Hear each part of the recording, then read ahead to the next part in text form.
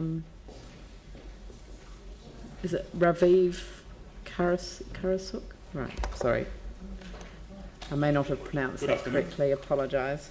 Never apologise. Good afternoon, thank you for your time, I would say again. You've seen me before.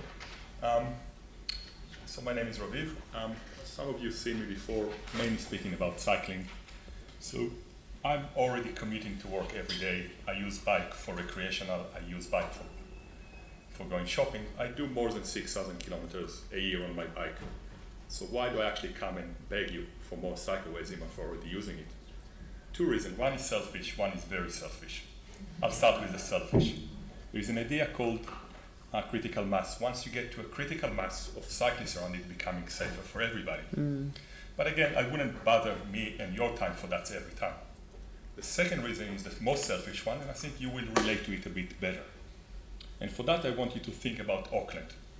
20 years of urban sprawl, population growth, some money into cycleways, some money into public transport.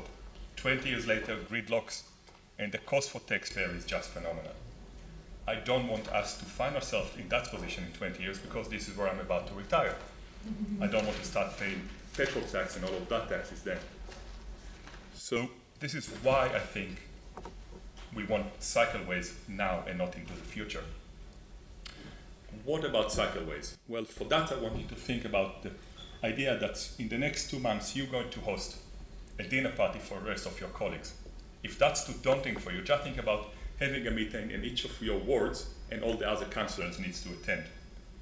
How many of you can actually cycle from your ward to the other ward and back safely?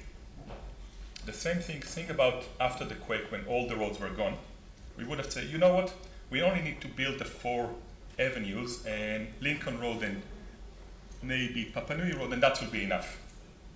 It's not. You need to understand that, like roading system, cycleways need to look at the whole as a system. You can't just build 4, 5, 6 of them and say that's enough. We need all 14 of them to see the difference. And now comes the biggest question. Is there political support and political will to do it? Every time you do try to build a cycleway, you hear a lot of opposition coming up and down. And there is one thing in life that we don't, and we're really afraid of, but there is one thing in life that's coming, it's change. And every time change comes, people are really, really afraid of it. And the biggest change people are afraid is the removal of car parks. But unlike other cities, we actually have a very good document, which I call the new funding document, that share an idea. And in that document, it was specifically noted that most of people in Christchurch want to see a livable, walkable, and cyclable city, even on the extent of removing car parks. So I think if someone wants to be able to park in front of a shop, that can be done. Get a bike. You can park wherever you want. Thank you for your time. Thank you. Any questions? No? Look, thank you, Raviv. You're very to the point and well done. So, really appreciate that. So just to say, 3 years ago when I came my submission to the long-term plan, it was said that cycleways will be 5 years. Then it was said 8 years because it needed more time for it. I specifically asked 3 years ago, is that financial constraint or do you need more time to do it properly? And I've been answered time and time again, we need more time to do it properly. Now 3 years later, we're talking about financial constraint. So I understand there is financial constraint, but if we don't do it quickly enough, the cost will be much, much bigger in the future. Yep.